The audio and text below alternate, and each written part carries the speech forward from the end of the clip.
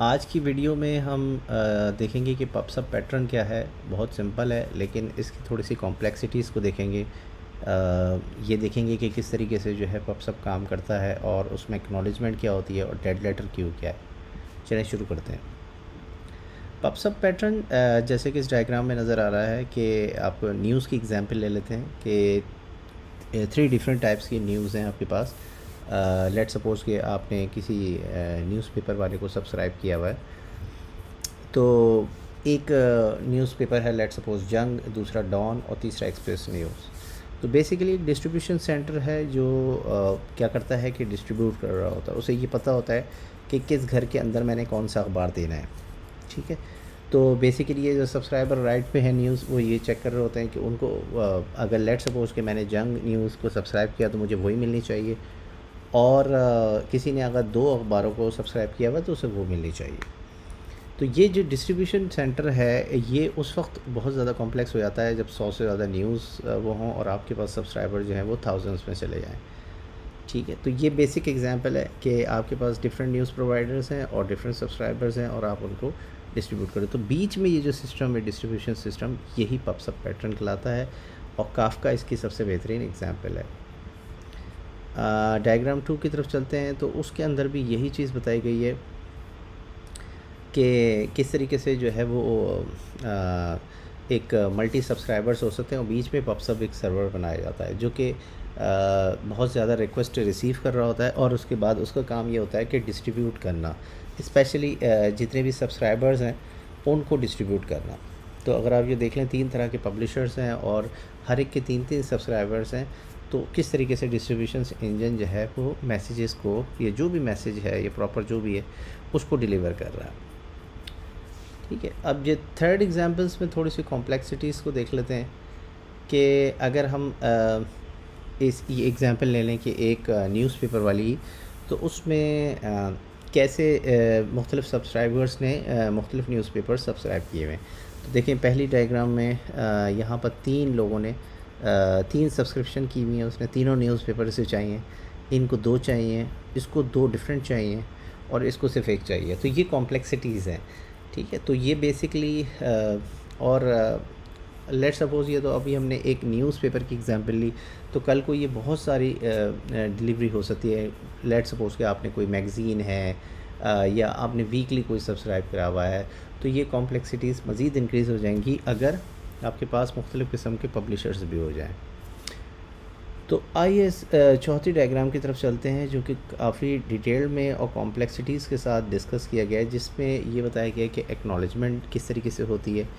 अब एक एग्जांपल ले लेते हैं। लेट्स सपोज़ आप ईआरपी सिस्टम एक डिज़ाइन कर रहे हैं। उस ईआरपी सिस्टम्स में क्या होता है कि आप micro service based architecture design कर रहे हैं जिसके अंदर बहुत ज़्यादा मैसेजेस ट्रांसमिट हो रहे हैं। तो वो जो माइक्रो सर्विस आर्किटेक्चर है, उस आर्किटेक्चर के अंदर आपको पता है सारी एप्लीकेशंस जो हैं वो आइसोलेटेड होती हैं। वो सारी की सारी लेट्स सपोज़ आपने प्रोडक्ट का एक मॉड्यूल अलग लिखा हुआ है, ऑर्डर का मॉड्यूल अलग लिखा है और इन्वेंट्री का अलग लिखा हुआ है।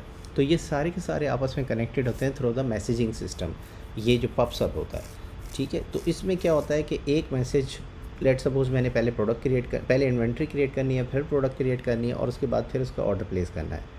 सीक्वेंस ये बन रहा है। तो हम सबसे पहले क्या करेंगे, इन्वेंट्री वाले सिस्टम में इन्वेंट्री बनाने के बाद एक मैसेज भेजेंगे प्रोडक्ट वाले को कि इन्वेंट्री बन गई है, अब तुम आगे काम करो, और साथ में वो उस प्रोडक्ट की डिटेल भी भेजेंगे।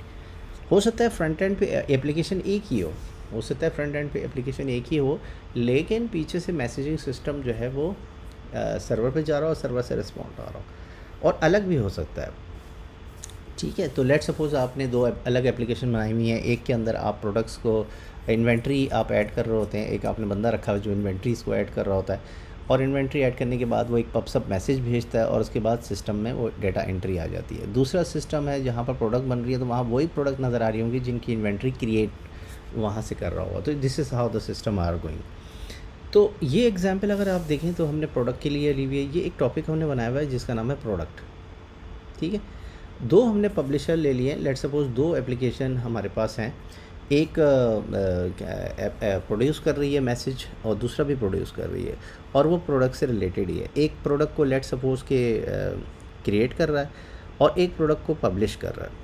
पब्लिश बेसिकली ये होता है कि जब आप प्रोडक्ट आप क्रिएट करते हैं तो वो अनपब्लिश फॉर्म में होती है कि अभी आप कस्टमर्स के लिए अवेलेबल नहीं है। जब आप उसके अंदर प्रॉपर इन्वेंट्री और सारी चीज़ें डाल देते हैं और आपके पास स्टॉक होता है तो आप उसे पब्लिश कर लेते हैं। तो हमने एक टॉपिक बना दिया जिसका नाम प्रोडक्ट कर दिया, और दो हमने उसके अंदर सब्सक्रिप्शन बना दी, एक प्रोडक्ट क्रिएट बना दिया और एक प्रोडक्ट पब्लिश बना दिया। अच्छा, बाय द वे ये जो टॉपिक है इसकी अगर तस्वीर देखें तो ये क्यू होती है। बेसिकली इसके अंदर टॉपिक्स जो होते हैं वो एक क्यू बन रही होती है और मुख्तलिफ़ किस्म के पब्लिशर से इसमें मैसेजेस आ रहे होते हैं। और काफ्का ब्रोकर सिस्टम हो या रैबिट एमक्यू हो या कोई और सिस्टम हो, तो वो बेसिकली बिहाइंड द सीन उसकी एक स्टोरेज भी बना रहा होता है। उसमें एक पूरा क्लस्टर सिस्टम होता है, उसमें हर रेप्लिकेशंस होती हैं। तो अगर कल को कोई टॉपिक में से मैसेज डिलीट हो गया, डिलीट हो गया या पर्च हो गया, तो आपके पास उसकी पूरी मेंटेन हुई थी। आप उसकी पॉलिसी सेट कर सकते हैं कि आफ्टर 1 मंथ तक रहे टॉपिक्स। तो जब थाउजेंड्स ऑफ मैसेजेस आ रहे होते हैं तो वो अपने पास एक पूरी एक रेप्लिकेशन इंजन बना रहा होता है। ख़ास तौर पे काफ्का ये काम बहुत अच्छे तरीके से कर रहा होता है। तो उसमें वो एक पूरी रेप्लिकेशन बना रहा होता है, मैसेजेस रख रहा होता है, उसे ये पता होता है कौन से टॉपिक्स के मैसेज मैंने कहाँ रखे हैं, डेट वाइज सॉर्ट कर रहा होता है और सारा कुछ। दो सब्सक्रिप्शन आपने बना दी कि लेट सपोज़ कुछ सिस्टम है आपके पास, जैसे सब्सक्राइबर्स अलग चीज़ है, सब्सक्रिप्शन अलग है। सब्सक्रिप्शन मैंने दो क्यू अलग बना दी, तो मैंने इसके अंदर रख लिया कि ये दो सिस्टम से जब एक पब्लिशर टॉपिक क्रिएट कर रहा हो तो मैंने उसकी अलग सब्सक्रिप्शन बना दी। ठीक है, तो इसको प्रोडक्ट क्रिएट सब्सक्रिप्शन कह सकते हैं। और दूसरी एक और बना दी जिसमें प्रोडक्ट क्रिएट और अपडेट पब्लिश, इन दोनों के मैसेजेस यहाँ पर स्टोर हो रहे होंगे। ठीक है, अब ये दो क्यों बनाई गई हैं? ये दो इसलिए बनाई गई हैं कि हमारे पास जो सब्सक्राइबर्स हैं वो नीचे हो सकता है बहुत सारे सिस्टम्स हों जहाँ पर प्रोडक्ट क्रिएट की चाहिए हो, कहीं पर प्रोडक्ट पब्लिश की चाहिए हो और कहीं दोनों की चाहिए हो। तो उसके लिए ये दो बना सकते हैं आप। अपनी ईज़िली एक भी बना सकते हैं लेकिन दो भी बनाई जा सकती है। तो मैंने दो बना दी। अब इसमें क्या होता है कि मैं जैसे टॉपिक पे से मैसेज आया तो फ़ौरन वो मैसेज मेरे पास किसी एक सब्सक्राइबर, क्योंकि इसमें दोनों मैसेजेस आ रहे होंगे तो जिसको मैंने सब्सक्राइब किया उसको यही मैसेज मिल रहे होंगे। ठीक है, इसी तरीके से सिमिलरली बी वाले के साथ भी यही है कि जिसको मैंने बी सब्सक्राइब किया हुआ है तो उसको बी के मैसेजेस मिल रहे होंगे। ठीक है, अब इसमें जो चीज़ बड़ी अहम है वो ये है कि जब आपको मैसेज आपने किसी एप्लीकेशन को भेजा, लेट सपोज़ ए एप्लीकेशन या बी सब्सक्राइबर को भेजा, अब उसे मैसेज मिला और उसने कोई प्रोसेसिंग की लेकिन वो उसको एक्नॉलेज नहीं कर पाया। जब एक्नॉलेज नहीं होगा, एक्नॉलेजमेंट बहुत ज़रूरी होती है। एक्नॉलेजमेंट ये बताती है कि इसको ये मैसेज मिल गया, अब इसने प्रोसेस कर लिया तो वो अपने पास मार्क कर लेता है कि ये मैसेज मैं डिलीवर कर चुका हूँ और ये एक्नॉलेज भी हो गया है। ठीक है, अगर कोई ऐसा मैसेज है जो कि लेट सपोज़ कि एप्लीकेशन ए में कोई एक्सेप्शन आ जाती है तो क्या होगा, वो मैसेज जो है वो प्रॉपर्ली हैंडल नहीं होगा। तो क्या होगा कि वो मैसेज जो है उसकी एक्नॉलेजमेंट नहीं जाएगी। ये जो एक्नॉलेजमेंट जा रही है ये सब्सक्रिप्शन को वापस जानी चाहिए। अगर नहीं गई तो फिर वो मार्क कर लेता है कि ये मैसेज जो टॉपिक मेरे पास के ऊपर जो मैसेज आया था ये मैसेज इस वाले सब्सक्राइबर के लिए नहीं गया। तो वो क्या करेगा कि इसकी ट्राई करता रहेगा, ये दोबारा भेजता रहेगा। राइट, ये पॉलिसी पे डिपेंड करता है कि आप क्या पॉलिसी बनाते हैं। अगर आपने पॉलिसी बनाई कि 5 रीट्राई करो तो 5 रीट्राई करेगा, 3 रीट्राई के बाद भी आप सेट कर सकते हैं। जैसे ही वो पॉलिसी लेट सपोज़ की एप्लीकेशन थोड़ी देर के लिए डाउन हो गई तो क्या होगा, तो उस सूरत में क्या होगा, वो 3 दफ़ा रीट्राई करेगा और बीच के अंदर आप डिले भी लगा सकते हो कि 30 सेकंड्स का डिले लगा दो या 15 सेकंड्स का डिले लगा दो। तो ये आपके ऊपर है, आप पॉलिसी सेट कर सकते हो। उतनी दफ़ा वो ट्राई करेगा। बाज़ औक़ात सर्वर जो है रीबूट हो रहा होता है, कोई और मसला हो रहा था, तो फिर उसके बाद वो मैसेजेस जो हैं वो दोबारा से वो मैसेजेस इस सब्सक्राइबर को जाएंगे और ये पुल पुश मैकेनिज़्म लगा होता है। तो यहाँ से जब इसको मैसेज भेज रहा होता है तो ये पुश कर रहा होता है, जब यहाँ इससे इसको मैसेज चाहिए होता है तो ये पुल कर रहा होता है। इनकी आपस में एक सिंक्रोनस कॉल होती है।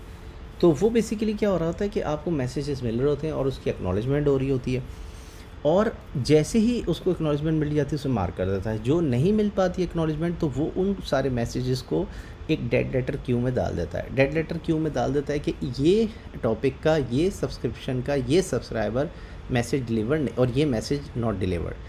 अब ये एक क्यू बनती रहती है। ठीक है, उसमें क्या बेनिफिट है कि लेट सपोज की एप्लीकेशन अगर डाउन है, ठीक है, और फिर उसके बाद अब आप अप हो गई है तो क्या होगा, वो मैसेज सारे डेड लेटर क्यू में पड़े होंगे। तो आप डेड लेटर क्यू में जाएंगे और आप अपनी यहाँ पर कोई लॉजिक भी लिख सकते हैं कि pull messages from dead letter queue, तो वो सारे मैसेजेस आपको मिल जाएंगे। हो सकता है कि बहुत फास्ट एप्लीकेशन हो, तो आप क्या करेंगे, डेड लेटर क्यू को भी इसी तरीके से सब्सक्राइब कर लेंगे और फिर उसको भी प्रोसेस कर सकते, नहीं तो उनको मैनुअल प्रोसेस किया जाता है।